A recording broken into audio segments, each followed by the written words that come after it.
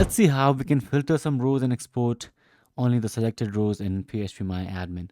So first, choose your database and go to your required table. I think I have a lot of rows in this chats table, and yeah, so I think this is 1.4 million rows here, and let's see what it is.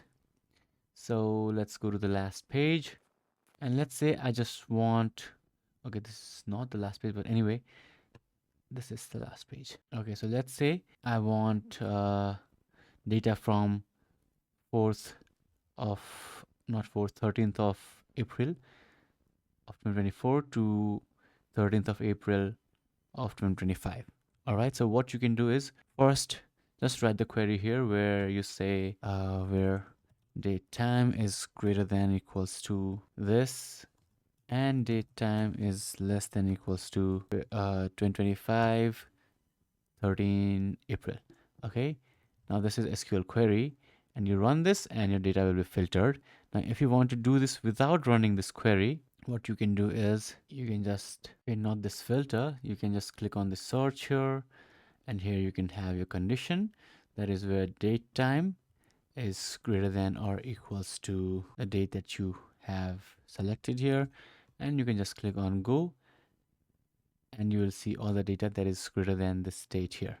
But we also had less than part, right? So if you want to do less than, then the best way is to just write the query here. Else what you can do is just click on the search, click on options, and write that part here. That is where date time is, in fact it's this, and date time is less than 25th 2025, date time is greater than 2024. Yeah, okay, so this is the condition. And if you can write this instead of coming all the way to search and writing this here, it's better to just write it in the query itself. Okay, so the bottom line is once you have done search or you have performed your query, what you can do is, let me just write the query again. Let's see if I have copied it somewhere. Yeah, once you have filtered your rows and you just want those rows to be exported, you just need to click on export. Don't click on this export here, scroll down, don't click on this export, click on this export.